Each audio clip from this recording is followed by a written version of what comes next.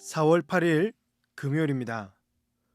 오늘 우리에게 주시는 하나님의 말씀은 시편 128편 1절로부터 129편 8절까지 말씀입니다. 여호와를 경외하며 그의 길을 걷는 자마다 복이 있도다. 내가 내 손이 수고한 대로 먹을 것이라. 내가 복되고 형통하리로다. 내 집 안방에 있는 내 아내는 결실한 포도나무 같으며 내 식탁에 둘러앉은 자식들은 어린 감람나무 같으리로다. 여호와를 경외하는 자는 이같이 복을 얻으리로다. 여호와께서 시온에서 내게 복을 주실지어다. 너는 평생에 예루살렘의 번영을 보며 내 자식의 자식을 볼지어다. 이스라엘에게 평강이 있을지로다. 이스라엘은 이제 말하기를 그들이 내가 어릴 때부터 여러 번 나를 괴롭혔도다. 그들이 내가 어릴 때부터 여러 번 나를 괴롭혔으나 나를 이기지 못하였도다.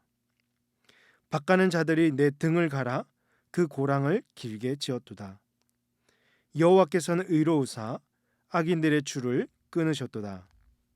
무릇 시온을 미워하는 자들은 수치를 당하여 물러갈지어다. 그들은 지붕의 풀과 같을지어다. 그것은 자라기 전에 마르는 것이라. 이런 것은 베는 자의 손과 묶는 자의 품에 차지 아니하나니 지나가는 자들도 여호와의 복이 너희에게 있을지어다 하거나 우리가 여호와의 이름으로 너희에게 축복한다 하지 아니하느니라. 아멘. 여러분, 복이 있는 사람은 어떤 사람일까요? 하나님 없이 살아가는 자들은 이 땅의 물리적인 것에 마음이 있어서 많이 소유하고 많이 가지고 남들이 우러러보고 부러움을 살 수 있는 것들에 복을 느끼죠. 그러나 하나님을 주인으로 삼고 살아가는 자들의 복은 이와 참 많이 다릅니다. 눈에 보이는 물리적인 것들이 좀 부족하더라도 하나님 한 분만으로 만족하는 인생을 살아갑니다. 오늘 128편 1절에서 여호와를 경외하며 그의 길을 걷는 자마다 복이 있도다라고 했습니다. 곧 하나님에 대한 경건한 두려움을 가지고 자신의 삶을 온전히 주께 의탁하며 사는 사람이 복이 있다는 말씀이죠. 여러분도 여호와를 경외하며 주와 함께 걸을 때 참된 복을 느끼시나요? 하나님을 경외한다고 할 때는 이 두려움이라고 하는 것은 하나님이 무섭고 가까이 하기에는 먼 그런 두려움이 아니지요. 이때 지금 여호와를 경외한다 하는 것은 하나님이 어떤 존재인지를 분명히 알아서 우리와는 분명한 차이를 깨닫는 그 순간 찾아오는 두려움이죠. 그래서 하나님이 우리의 편이 되시고 그런 분이 우리 곁에서 함께 걸으시기 때문에 그로 인해서 참 평안을 느끼고 참된 복을 경험하게 되는 것입니다. 이처럼 여호와를 경외하는 자에게 주시는 하나님의 복이 있습니다. 첫 번째로 자신의 수고와 노력에 대한 정당한 대가를 누리며 삽니다. 오늘 2절 말씀 128편 2절에서 내가 내 손이 수고한 대로 먹을 것이라. 내가 복되고 형통하리로다 라고 했습니다. 사람들이 원하는 것은 내가 수고한 만큼 합당한 대우와 그 대가를 받는 것이 아닙니까? 그런데 세상은 전혀 그렇게 해주지 못하니까 사람들은 억울해하고 또 고소고발을 하고 투쟁하는 것입니다. 그러나 여호와를 경외하고 하나님의 뜻대로 살려고 하는 그런 자들에게는 하나님께서 복을 주시고 형통한 삶으로 인도해 주시는 것이죠. 내가 수고한 만큼 얻게 하시고 수고한 것 이상으로 그 필요를 채우시는 분이 하나님이십니다. 두 번째로 얻게 되는 복은요, 행복하고 번성한 가정을 누립니다. 3절에서 내 집 안방에 있는 내 아내는 결실한 포도나무 같으며 내 식탁에 둘러앉은 자식들은 어린 감람나무 같으리로다 라고 했습니다. 고대 근동시대에 이 포도나무는요, 없어서는 안 될 아주 귀중한 나무였습니다. 포도 열매는 수분과 자양분을 공급하여서 건조한 지방에서는 필수적인 나무였죠. 그리고 이 포도나무는 연약하고 또 약해서 다른 곳에 의지해야만 했습니다. 이런 포도나무를 집안에 있는 아내에 비유하고 있는데요. 곧 여호와를 경외하는 자의 아내는 모든 사람들에게 귀하게 여김을 받고 남편을 의지하며 살아간다는 것입니다. 또 자식들은 어린 감람나무에 비유합니다. 장성한 감람나무로부터 새 가지가 힘차게 뻗어나가는 성장을 말씀하죠. 여호와를 경외하는 자의 자식은 어린 감람나무처럼 하나님의 축복 안에서 무럭무럭 자라게 되는 것입니다. 그리고 4절에서 여호와를 경외하는 자는 이같이 복을 얻으리로다라고 한 번 더 강조하고 있죠.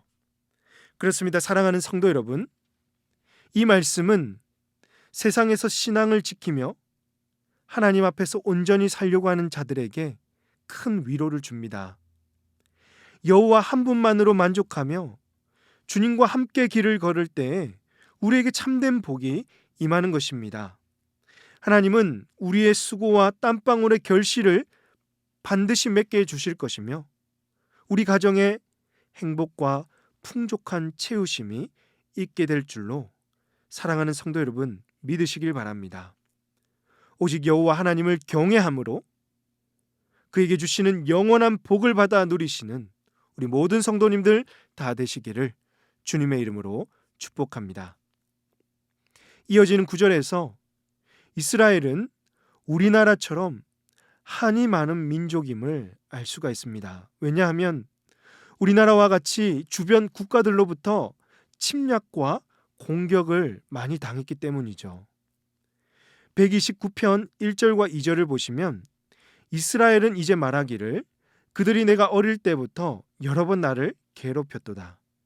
그들이 내가 어릴 때부터 여러 번 나를 괴롭혔으나 나를 이기지 못하였도다 라고 합니다. 이스라엘은 과거로부터 원수들에게 공격을 참 많이 받았었죠. 과거 애굽에서 노예 생활도 했었고 모압과 암몬 그리고 가나안과 블레셋의 침략을 받았습니다. 그리고 아수르와 바벨론에 의해서 나라가 결국 망하게 되었고 포로 생활을 했던 한많은 민족이 바로 이스라엘 백성들입니다. 그들의 고통이 얼만큼이었는지 오늘 3절 말씀 보시면 밭가는 자들이 내 등을 갈아 그 고랑을 길게 지었도다. 이 밭가는 사람이 밭을 갈아 엎듯이 이스라엘의 등을 갈아서 밭고랑을 만들었답니다. 밭을 갈기 위해 사용한 짐승이 무엇이냐면 바로 이스라엘 백성들이었어요. 힘이 없는 이스라엘은 그저 지켜보고 당할 수밖에 없었습니다. 여러분, 그러나 중요한 것이 있습니다. 이 원수들은 결코 이스라엘을 이기지 못했다라는 것이죠. 왜 그럴까요? 하나님이 개입하셨고 하나님께서 이스라엘을 그 원수들의 억압에서 구원해 주셨기 때문입니다. 여호와께서 그 의로우신 여호와께서 악인들의 줄을 끊으셨습니다. 5절에서 악인들은 시온을 미워하는 자였습니다. 시온은 하나님이 거하시는 곳인데 시온을 미워한다는 것은 곧 하나님을 미워하는 것이었죠. 그런 자들을 하나님은 내버려 두지 않으시고 수치를 당하게 하셨습니다. 그들의 처지는 지붕의 풀과 같았습니다. 지붕에서 풀이 자라는 것은 매우 어렵지요. 비가 오지 않는 기후이기에 더욱 그렇습니다. 그들은 지붕 위의 마른 풀처럼 자라기도 전에 말라 죽을 자들입니다. 그렇습니다. 사랑하는 성도 여러분, 이 세상에서 하나님을 떠나서 호의호식하며 잘 사는 것보다 비록 약하고 초라한 삶이어도 하나님을 경외하며 하나님 안에서 예배하는 자를 하나님께서 지켜주시고 약속대로 우리를 영원한 생명으로 인도해 주실 것입니다. 세세토록 변하지 않는 하나님의 말씀이 있기에 하나님도 그 약속을 신실하게 지키어 행하실 것이고 우리는 그 약속을 믿고 견실하고 흔들리지 말며 더욱 주의 일에 힘쓰는 자들이 되어야 한다는 것이죠. 우리의 모든 수고를 주님께서 다 아시고 주님만이 주실 수 있는 은혜로 우리의 모든 것을 채워 주실 줄로 믿습니다. 이 믿음 가지고 오늘 하루도 하나님을 경외하는 삶을 살아가는 우리 복된 성도님들 다 되시기를 주님의 이름으로 축복합니다. 기도하시겠습니다.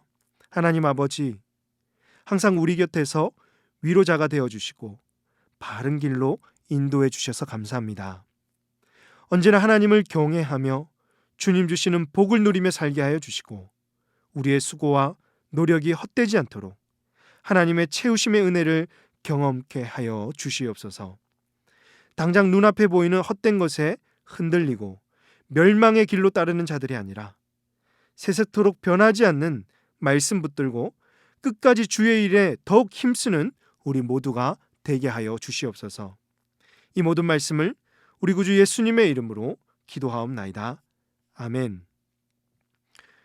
오늘 말씀을 기억하시며 기도하시고 주간 기도 제목으로 모든 소그룹 모임을 위해서 기도하겠습니다. 이번 주 모든 다락방 모임마다 사경회 때 받은 은혜와 베드로전서 강의 말씀을 나누고 은혜가 넘칠 수 있도록 그리스도 안에서 한 가족 되는 우리 교회 되도록 모든 소그룹 순장님들과 교회를 책임지고 섬기시는 우리 장로님들을 위해서 합심해서 기도하도록 하겠습니다. 기도하십니다.